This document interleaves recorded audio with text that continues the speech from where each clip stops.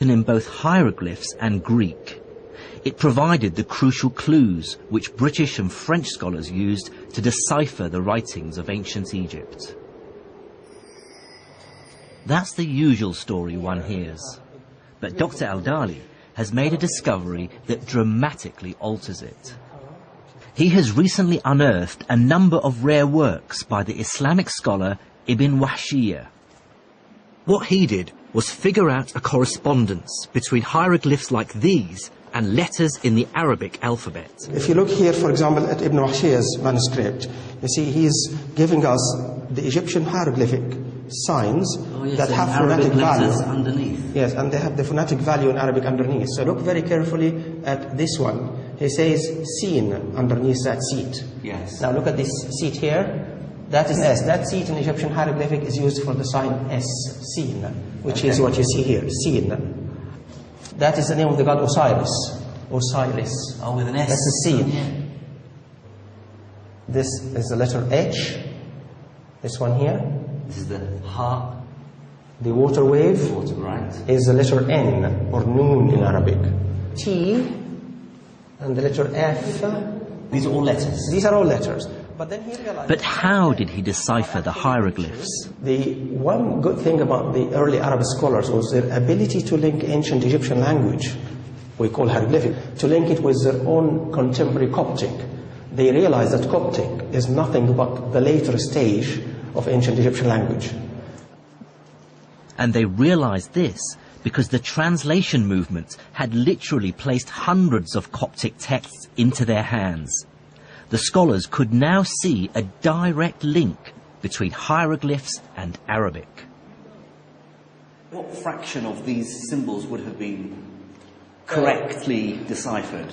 They got about 14 letters. They cracked more than half of the Egyptian hieroglyphic correctly. So that was a remarkable achievement for people in the 9th century, 10th century.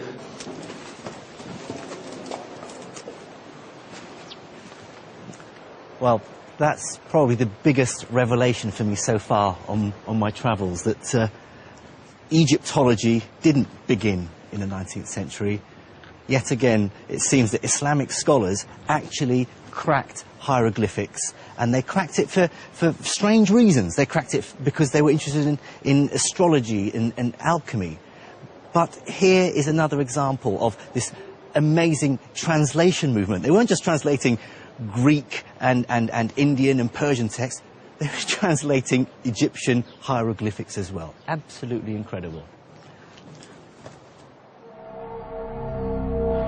Unfortunately for the Caliph al-Ma'mun, the hieroglyphs contained no alchemical secrets. But what this story reveals to me is the insatiable curiosity Islamic scholars had about the world. They were desperate to absorb knowledge from all cultures purely on merit, with no qualms about the places or religions from which it came.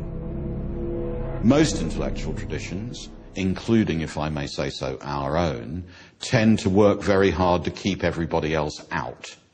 Whereas here we have an example of an enterprise which is desperate, curious, to turn itself into a net importer of intellectual product. And that's a very important lesson for the history of the sciences.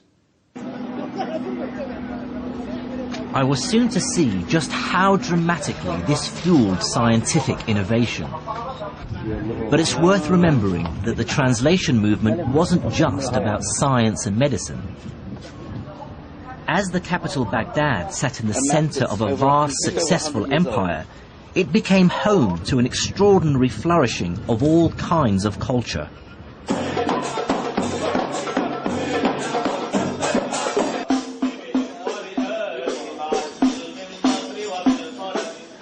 For this is the time described by 1001 Nights, of great and generous caliphs, magic carpets, great journeys, but also ambitious buildings, music, dance, storytellers and the arts.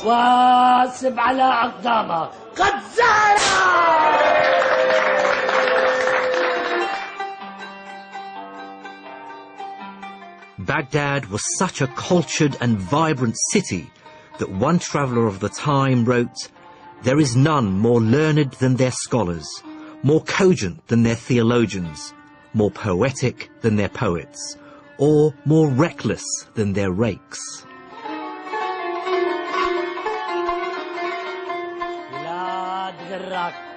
It really must have felt like Baghdad and the Arabic Empire were the world leaders in civilization and culture. To be part of that city's growing intellectual elite must have been as exciting as it gets. It was a new Muslim city. It only started to be built in 756. So it has that sort of sense of almost being on a frontier, of being something new, of being something different. It was full of courtiers, it was full of sort of nouveau riche individuals who were trying to make their way at the Abbasid court. And it is the sort of a place, if you like, where innovation is valued and appreciated. At the heart of the city's intellectual life was a system called the Majlis. Now, the word Majlis could probably best be translated as salon or talking house. In 9th century Baghdad, what this meant was that the city's elite, the caliph, his courtiers, generals, and the aristocracy, would hold regular meetings, you might call them seminars or discussions, during which the city's cleverest men, the philosophers, theologians, astronomers, and logicians, would gather to discuss and debate their ideas. It was not the case that people were expected to adhere to a particular line or adopt a particular religion. They were allowed to express their own sentiments and their own views very freely. The point was that they should do so in elegant Arabic and a good logical reasoning. The effect of the Majlis was to create a heady mix of money and brains, with the best minds in the empire swapping ideas while simultaneously engaged in fierce competition for patronage. It's at this point my investigation into the first wave of Islamic science returns me to the man we first met at the beginning of this story in the back streets of Cairo, the great mathematician who brought the West the decimal system. Out of the very heart of this intellectual whirlwind came Al-Khwarizmi, mathematician, astronomer, courtier, and favourite of the Caliph al-Ma'mun, who was a product of his age, an emigre from eastern Persia into Baghdad, surrounded by books, well-versed in learning from Greece, Persia, India, and China, and fearless in his thinking. Al-Khwarizmi brought together two very different mathematical traditions and synthesized them into something new. The capacity to have on your desk simultaneously two very different kinds of mathematics presses on models of what counts as calculation, what counts as measurement, and I think accelerates the process of intellectual change.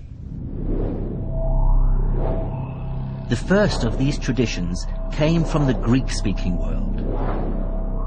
Greek mathematics dealt mainly with geometry, the science of shapes like triangles, circles, and polygons, and how to calculate area and volume. The other great mathematical tradition Al-Khwarizmi inherited came from India. They'd invented the 10-symbol decimal system, which made calculating much simpler. Thanks to the translation movement, Al-Khwarizmi was in the astonishingly lucky position of having access to both Greek and Indian mathematical traditions. He was able to combine geometrical intuition with arithmetic precision, Greek pictures and Indian symbols, inspiring a new form of mathematical thinking that today we call algebra.